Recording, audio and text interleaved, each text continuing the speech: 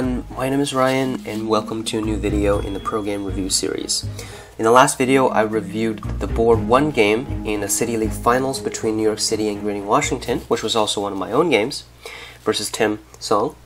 And today I will be continuing reviewing the IGSD League Finals, and this is the Board 2 game between Eric Lui as black versus Hanchen Zhang white. So before I start, I'm going to give a little bit of introduction of both of the players. Eric, I've known for quite a long time. We fought hard in a couple of the AGA professional qualifiers. So I've actually heard about Eric when I was really young, and he was quite famous very early as well, representing the US in multiple tournaments and winning many major tournaments in the US. He is also the most recent AGA pro, so we've been kind of chatting around for quite a while. Eric has been famous for quite a long time, and I remember when I was participating in the KPNC, one of the US players told me that Eric was one of the 3 top younger players, the other 2 being Andy Liu and Michael Chen. So those 3 were winning many of the top US tournaments probably since the early 2000s. So they're definitely very, very, very strong. Hanchen Zhang is relatively new in the US Go scene. Hanchen was born in '96 and he became pro in 2010 in China. And he is one of the pros that's very focused on endgame and counterattack fighting. So it's really hard to win a game against Hanchen without fighting it really hard. So he's definitely have very strong basics, and he's very well trained in China. After he became a one-dan professional, he played in some major tournaments and did quite well. But he decided he wanted to go to school, continue to go to school, so he immigrated to Canada, and now he's finishing up his undergrad degree at the University of Waterloo right now.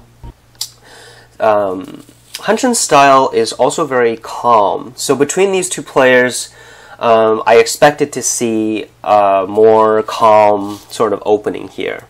So we'll see how these 2 guys will play it out in this game. So without further ado, let's get right into the game. So Eric is playing black and Hanchen is playing white. And we can see here that Hanchen played 2 facing 3/4. This is not as common these days as white, because with 2 facing 3/4 you have 2 low approaches, and it's very hard to gain a lot of territory after the 3/4 point has been low approached. It's sort of like a very big move, and in the newer AI kind of era, many players don't like to be shoulder hit here, so many times we typically respond, and then black will approach this side. So this is actually one of the few openings that was played by AlphaGo Zero, and which was, you know, I'm not going to talk about AlphaGo. You guys should watch Michael Redmond's 9dan Professionals videos on the AlphaGo games. They were actually really interesting, and you learn a lot about them.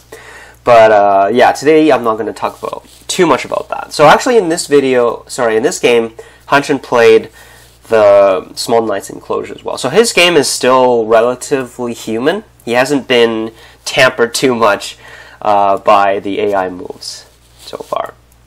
So of course, since white Tanuki black will shoulder hit.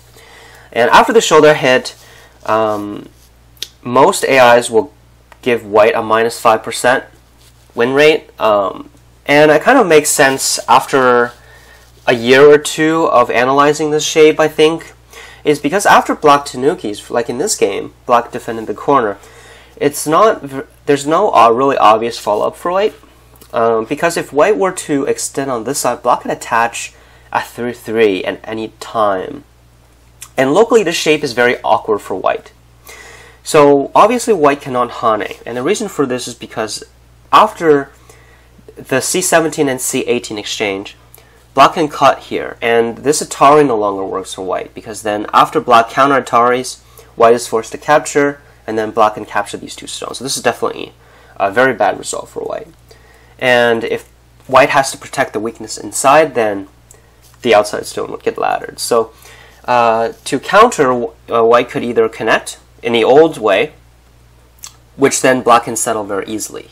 So this is this gives black that option of almost settling in sente. So black has got that base in there, so this pincer stone isn't too big at the moment. And the other variation is, which is one of the newer variations, is white could push and push, and then when black pushes here again, white can't really block, because when black blocks here, the liberties of these 4 stones are very short. There's only 2 liberties here. This Atari doesn't really work because after black extends, there's this cut. You might be wondering, oh, white can capture this stone, but then after black Ataris twice, black can capture the stone on the side. So this is obviously really bad for white again because, well, black is all connected and white's shapes is all messed up. So white has to connect and then black can capture the stone. So it's harder for white to fight here. Although sometimes white could fight if this stone was low and white could pull this out. So it's a very conditional way to fight here. So in the other variation, white would just hane and black would hane. So this is one of the newer variations after black shoulder hits and extends. So it's harder for white to follow up, and if white goes into the corner, then black could obviously just extend or still tanuki, because if white were to pincer, black can still play the knight's move. So this shape is relatively flexible, and there's a lot black can do. So it's not really urgent to play on this side yet, and we can still tend to the corners first, or play all the faster moves in the opening. So in this game, black defended the corner here. So this is still really normal openings. We still haven't seen any too interesting moves yet. So after white approaches, black obviously would pincer on this side. If black were to defend, the top side isn't very big anymore because white has already jumped out, right? There's no potential for either side. You can't really make a lot of points as black or white on this side. So if white gets the lower side, and this side, on the other hand, is very different because one, it's a lot wider than the top left, and the second, black has a lot of potential here. So if white can settle, let's say, in a 2-space extension, then black's potential is weakened by a lot. So this side is really the most important. So, which is why black should definitely pincer in this case. So if white would play the joseki, invading the corner is one of the josekis, but after this joseki, again, we have these 2 moves. So this is a very bad direction for white. We have these 2 stones that are facing each other that aren't going to make very much territory, while black has the influence on this side, which is obviously going to do much more. So we're going to set up a nice moil here as black. So white definitely doesn't want that. And for the 2-space low, it's actually harder to... obviously you can't jump out for the 2-space low, because since the stone is further away, white cannot shoulder hit, right? So for the 1-space pincer, white can jump out sometimes, because there's a shoulder hit here. But now there's no shoulder hit. So definitely don't jump out when your opponent does a 2-space pincer. Even the high 2-space pincer, white shouldn't jump out anyway, even though that's sometimes in the joseki books. But white can't really jump out. So instead of jumping out, then our last kind of train of thought would be to counter pincer, right? But when black attaches, again, normally white would just gain on this side. So to avoid this direction, white doesn't really want to play on this side quite yet. So for example, if white invades, well, if let's say black just plays one of the calmer variations, and black can push on this side and make white very over concentrated here, and then after let's say something like that. Let's say black just does some center exchanges, force white to go on this side, and then does an extension on the bottom here. I think this would be what black wants, right? White doesn't really have too much potential here, and white's territory is very limited, while black is relatively fast, and black has this nice moil in the lower right. So, of course, black could also block here, but then the variations are more complicated. So I'm going to omit that for now. So, for now, white doesn't really want to do the double approach. So, instead of that, there isn't really any corners left, right? All the corners are taken, not really desirable dissect. In this game, white played a very interesting move. And this move is, I like the thought because it kind of forces black to push, right? And by finishing off this side, then white could choose what he wants to do in the top right. So I think that's what white is trying to do. Since there's no really good move to play, white decided to try something new and see how black responds. So obviously this move is trying to get at the push and cut and this block. So it's hard for black to tanuki this because after white extends here, then this shape will likely get attacked. So if black pushes, then white will extend and then push again. And even though black is extending on this side, black still has to worry about this potential cut. So very interesting move here. I'm not sure whether this is good, but it's a very creative move, and I really like these kind of moves because it kind of gets us thinking about the moves that we already know and if they're actually the best ones, right? Because oftentimes AIs play a lot of these very kind of mind-boggling moves that we really haven't thought of before. So I really enjoy seeing these more creative moves on the board.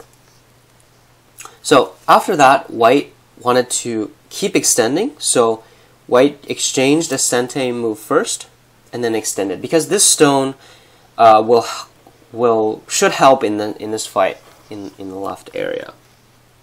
So white wants to extend because white played this move here, white has to keep playing in this area to weaken black, so that black has to worry about this cut. For example, if white doesn't play in this area, if black can get a strong side on, I'll just do this example. If white captures the stone, then if black can make this side strong, then eventually this stone might just, it's going to be useless, because if black is strong, then this weakness isn't really going to do very much. So in this case, white, to continue the fighting strategy and use this stone better, white chose to continue the fight. Of course, black needs to hane here, and then white cut. So these are all pretty much forced moves, I think. Not really much options. So then black attaches for the shape. If black gets gote somewhere, this extending move is too uncomfortable because black has to connect, and this is a very inefficient shape. So actually, then a lot of other weaknesses as well. So actually, this push and cut is going to be a huge problem for black.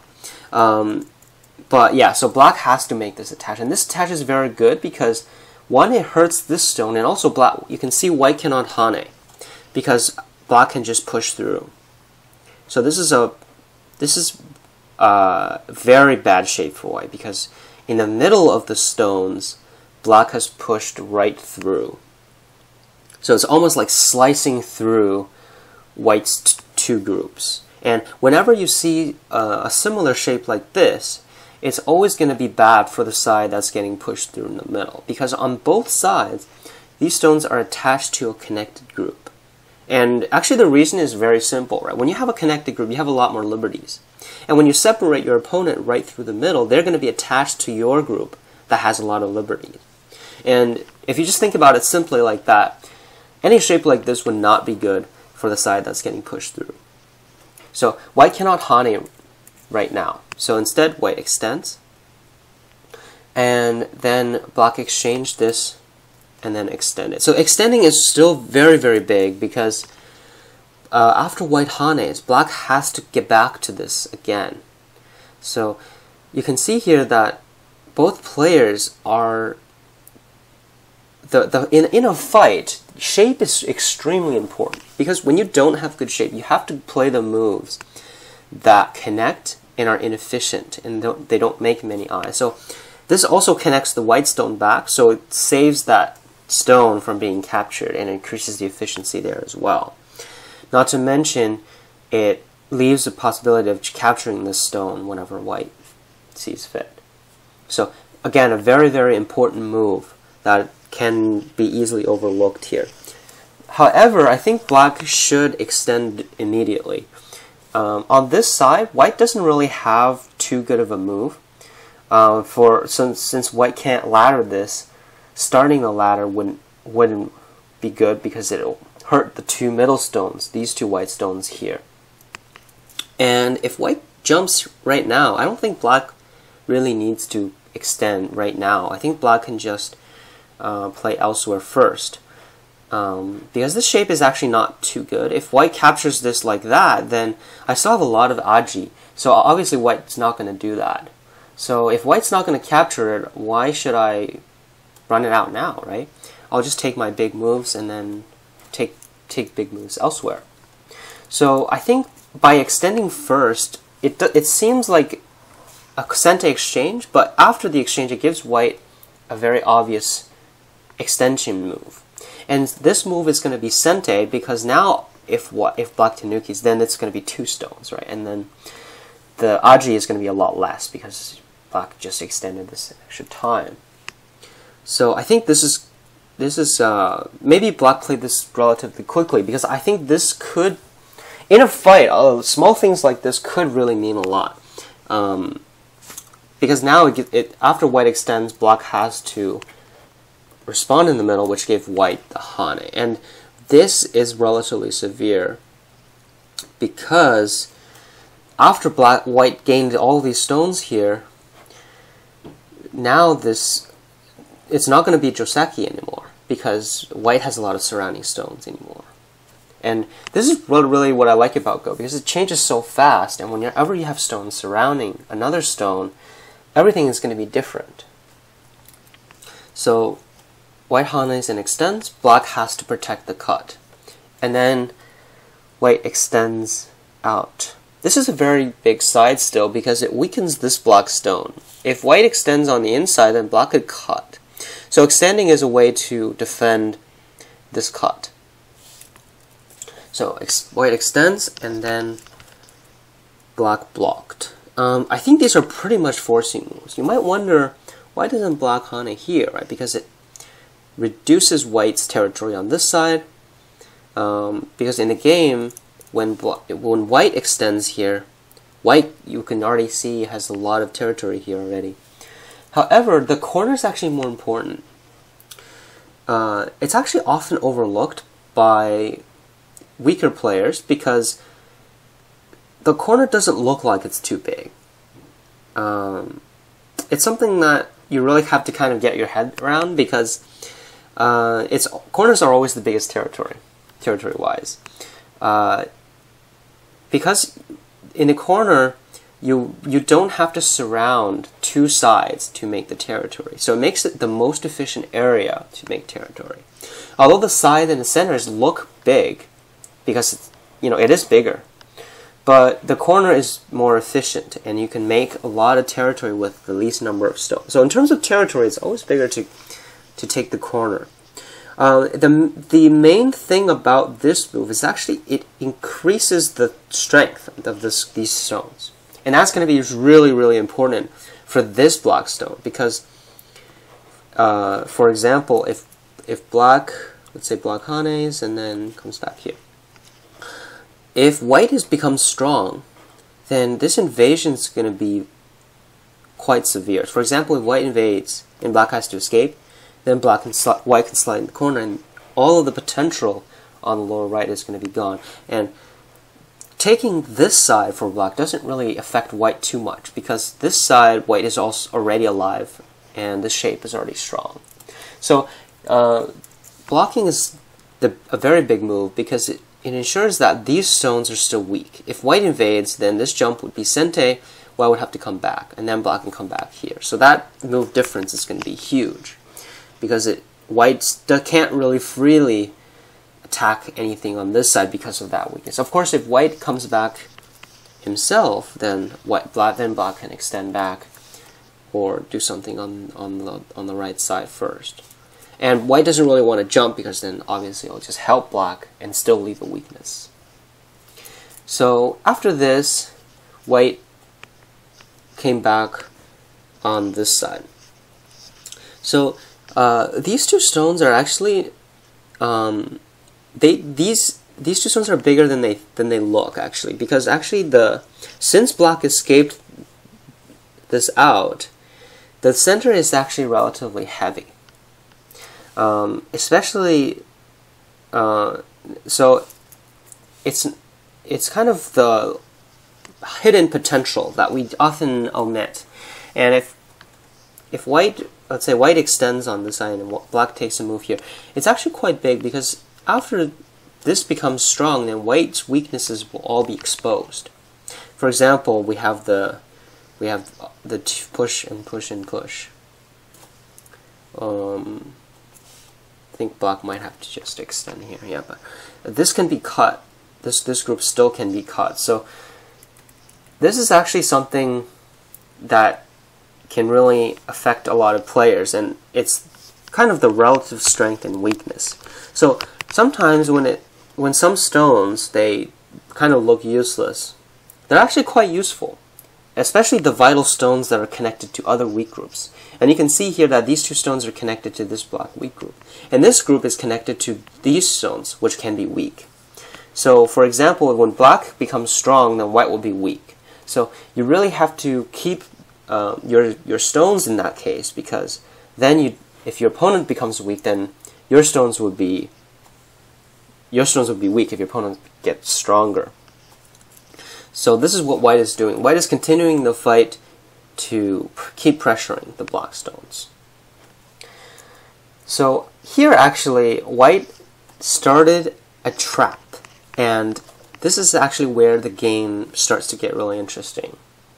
So we have the mid-game fight already, right? We haven't really seen too much of an opening yet, but we're already in the mid-game. So we can see that it's a fight between these stones and these stones, which isn't really too much, but it's going to decide how much territory white gains here and how much potential black has in the lower right. And this is really going to be the decider of the game. So it looks like just a fight here, but it's actually going to affect the whole board quite a bit. Here white laid out a trap for black, and I think black really fell for it. And it's this jump. It's actually a pretty nice move, because it's a very light shape. If black extends, I think black should extend. And I think pretty much white has to connect for a decent shape anyway. So it's kind of like a trap. It's pretty much the same if white extends and black push once. So it's like a trap, right? If black ataris, however, then black has fallen for the trap. So in the game, white extended, and here I think black shouldn't save these anymore. I think black should play the tiger's mouth here. This is so important for the shape on this side. And if black, I don't think white would quite spend a move to capture it, because again, it's kind of annoying. If white clamps here, right, white can capture these stones, but again, there's the AGA, right? I can attach here. So white doesn't have too much territory on this side yet. So I don't think there's quite an obvious move in the center. So I think this move is very, very big. In the game, black jumped, and then after white comes back to get this Atari, we can see black's mistake here. after black captures and white taris, black can't really connect anymore. Because then you can see, even though black captures a stone, all these stones are in the inside, and white stones are on the outside. White stones have potential on the outside in the empty areas, while black stones are enclosed. So this here, it's more or less obvious now that black has lost quite a bit from these exchanges. So what to do now? Black isn't satisfied with the connection, so black ataris and white captures. This ko is actually kind of, it's actually more than it looks, because even though it looks like it's just this stone, but actually if black connects on this side, white can atari and then capture. So, but black can't ignore, because then there's a further weakness. So black has to come back here. So white can actually just capture these in center, and then this will strengthen this group quite a lot. And then white can take the first move to invade on this side. So this is really what players are really going for, but they're actually fighting it out in the middle. So it's really a test to see who can make better shape, who can get the opponent's weakness more in the center. So in this case, black can't really just give it up. So, which really means that before, black really should have just extended instead of, or after the atari, just play the tiger as well and just give up these stones. I really don't think they're too important, because obviously if white captures, black can just defend the right side. So it's really not as important. So in the game, after black jumps, white ataris, but black starts a ko, but black doesn't really have any ko threat. So black is forced to push, and this move is so bad. It's such a big loss of a ko threat, because it's a self reduction of liberties. So it makes these three stones very weak in the center.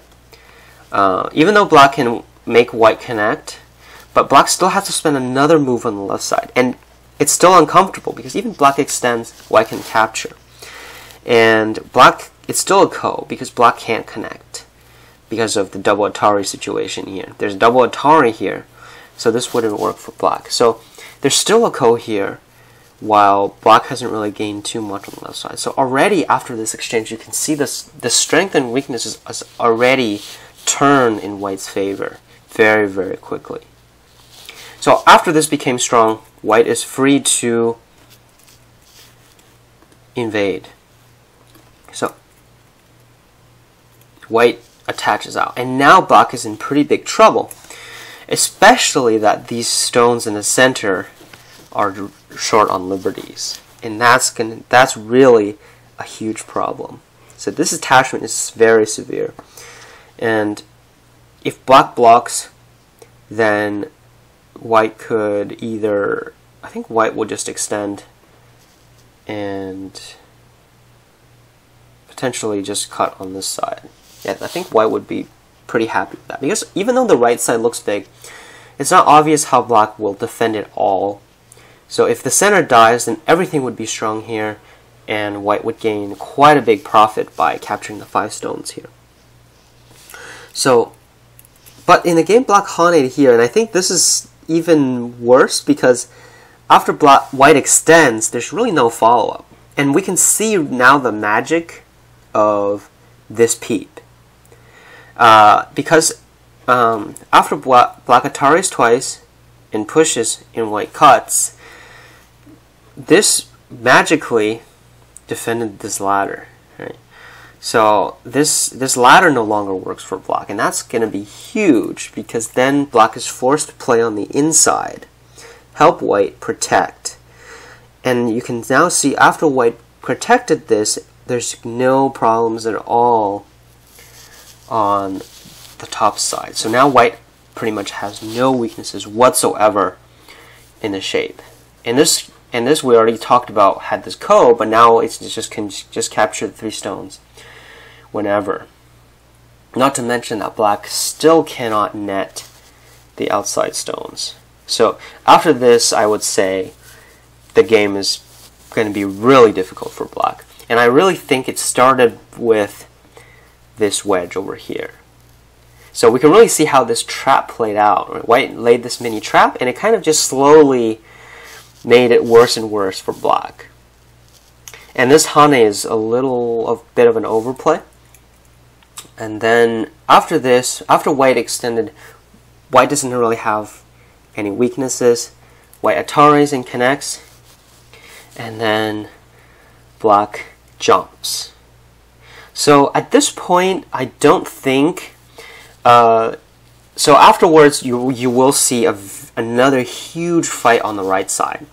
However, that's just the result of reading. So actually, what's the most interesting parts of the game, I think, are what goes on the top side, because it really decides who's stronger. And in this case, after everything that happened in this game, we can safely say white is definitely stronger here, right? White captured everything here. Black has a weakness here. This group is relatively strong because it can capture the ko anytime. So white is definitely has the better shape here, and that's going to decide who wins this larger fight. So the details of this fight we can continue to see. White jumps out, and although before making this jump you really need quite a lot of reading, actually probably before the Atari and connect, white probably read quite a lot of variations in the lower right. But I think at this point, after black plays this knight's move, it's sort of like a loose move because it cannot ladder the two stones. So even if white can just sacrifice, I would say the game is safely, or just Tanuki right now, that the game would be safely be good for white. So after a bit of reading, white decided to Atari and connect. Very, very strong move. You can see that Hanchen probably read everything that happens on the right at this point, or at least have a good feeling of how the fight will be favored for white. So because white can just play the tiger's mouth and get out, no problem. But it will give black quite a bit of forcing moves on the right. For example, this Hane would be Sente. So white it's quite uncomfortable for white. So black can still make a big territory, and the game would still be long. But connection is a very, very aggressive move because black doesn't really have any forcing moves. If black comes back here to sacrifice, then so if black jumps, then white will just jump, right? And then there's going to be a lot of agi on the right side. This extension is going to be very severe later.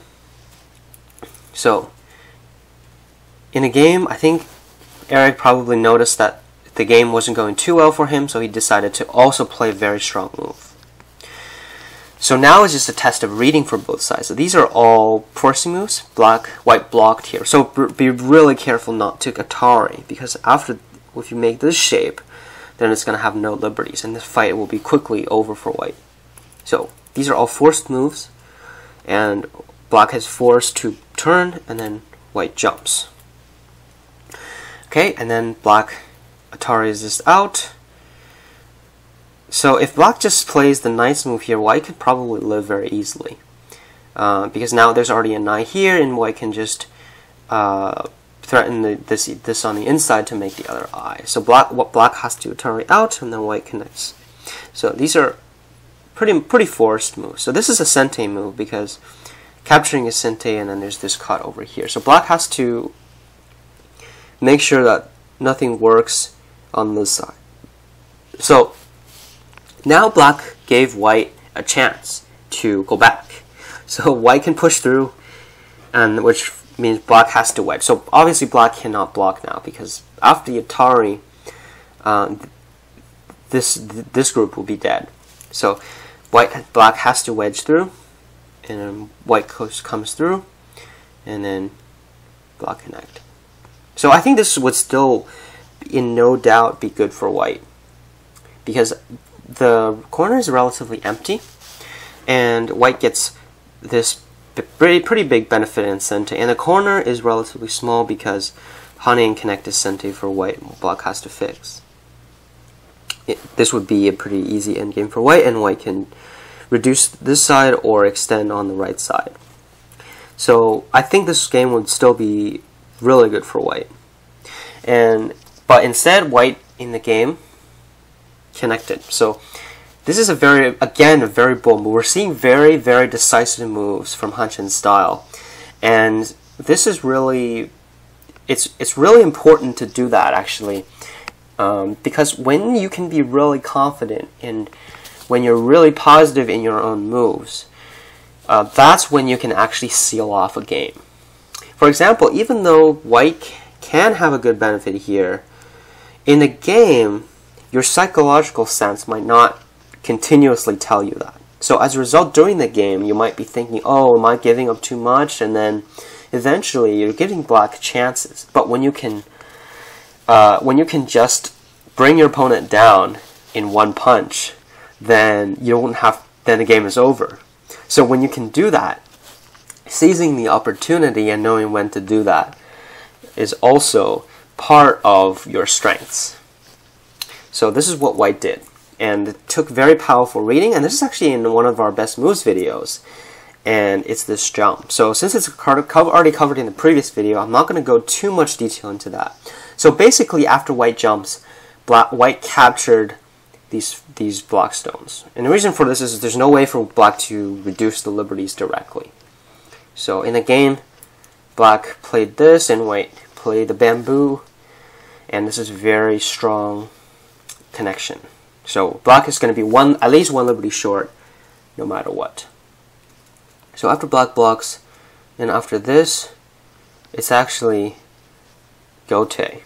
So unfortunately, even though black is behind, black is short by more than one liberty. So at this point, it's going to be game over. I think there could be a way of reducing better. Actually, yeah, on this side, if black just blocks here,